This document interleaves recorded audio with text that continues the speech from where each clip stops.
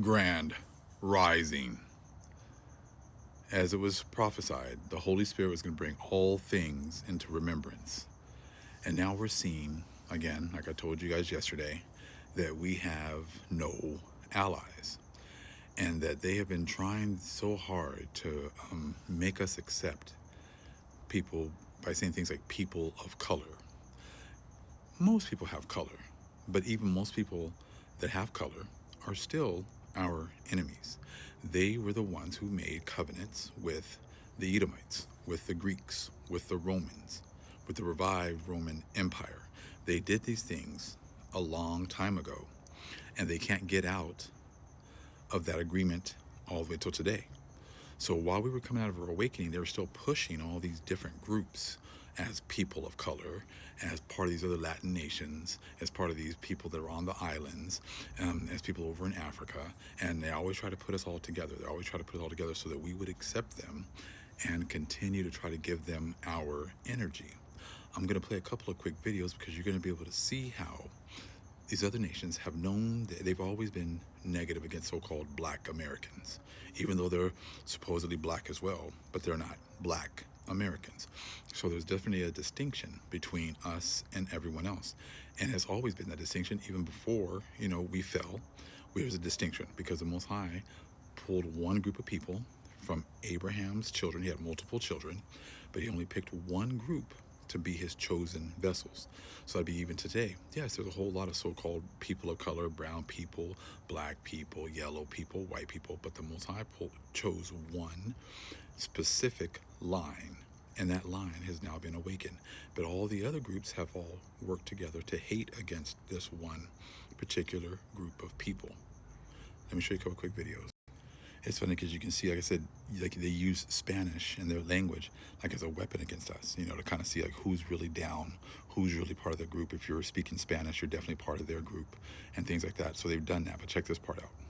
We're going in saying, my kid applied to the local McDonald's. They wouldn't hire him because he didn't speak Spanish. It is mostly black communities that are being overwhelmed with illegal immigrants. In a free market, of course, there will be competition for certain jobs, right?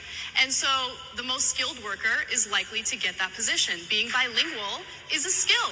You're able to communicate. And I get it. If you're not bilingual, it makes you uncomfortable. You're not as competitive. But guess what? We live in a country where you have all the resources at your fingertips. You can learn a language for free online. And so enough with this victimhood. I just finished watching a clip of Tyreek Nichols' podcast talking about how there is no black and brown coalition and talking about the racism amongst white Hispanics specifically, and talking about how in LA right now it's a bunch of lawsuits running rampant about these Latino supervisors discriminating against their black American employees. And I just want to say that not only is that So that's one clip, but the thing is that, again, being on American soil, they're made Spanish to be like something that you pretty much had to have in order to be able to move up in many places. Can I go to Mexico and do that? Can we go over in Mexico and then all of a sudden, a bunch of people who only speak English demand, like, people in Mexico hire English-speaking people? No. But again, this is all pushed again here.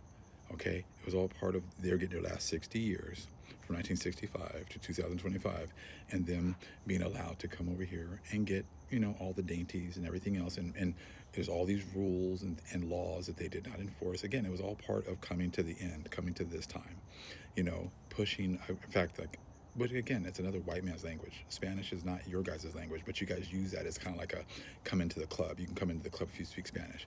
And that's okay. I hope you had fun with that. I said because the Most High is now reestablishing his club.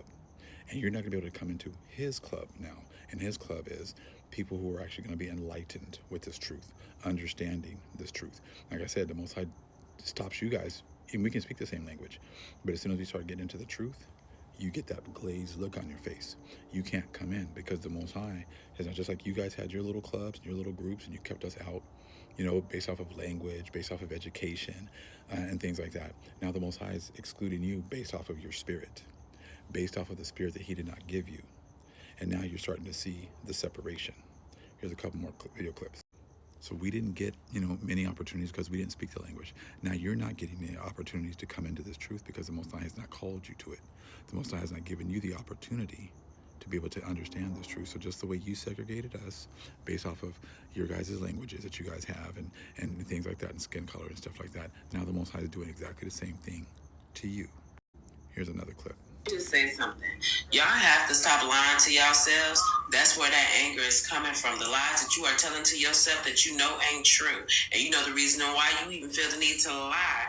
Y'all did not come over here to America broke without a penny to your name and build these communities from that's your people just from y'all sticking together. Y'all are lying. If that's all it took to build over here, then y'all would have built in your own country. Do y'all really think that y'all can be in your own country and build nothing, but y'all came over here with zero to land? And that's exactly it. You always want to sit here and make sound. Y'all just worked hard. I came over here for a better life. You came over here to get benefits that were not specifically for you.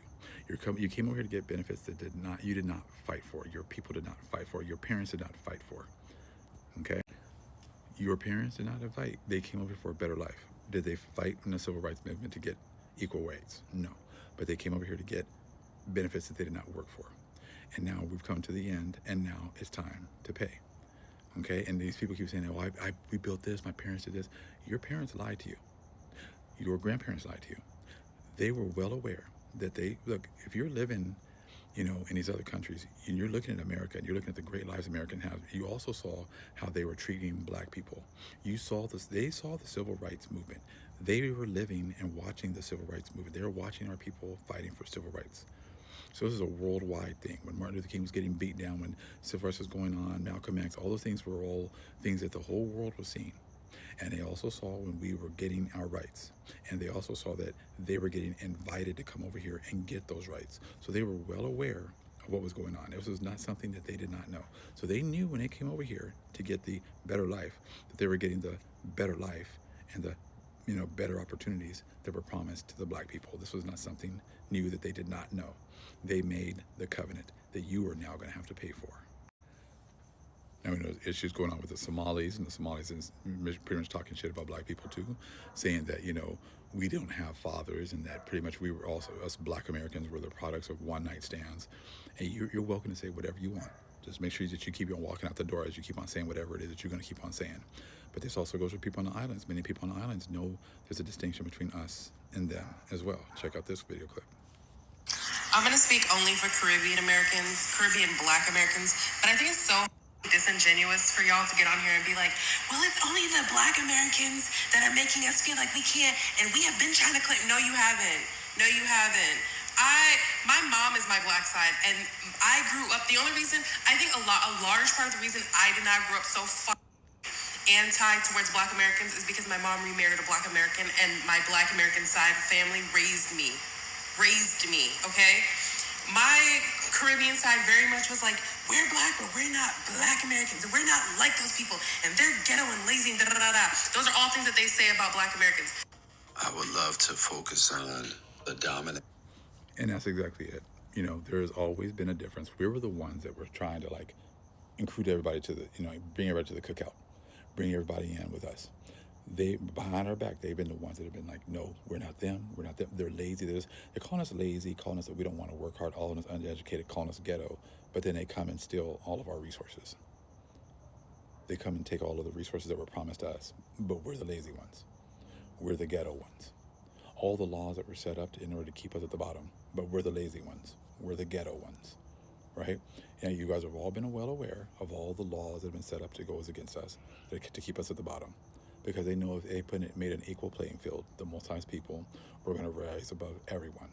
Because it's in the Bible.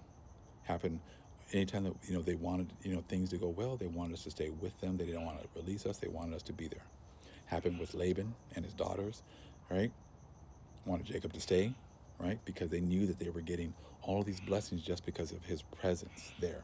All you other nations have been wanting to be around us because you knew as well that you were going to get all of these blessings, right? Because we were around. And that's what you guys have been calling us lazy, but you always want to be around us because you know that you're going to get a blessing because you're just in our presence. But that's not going to be happening for much longer. Shalom.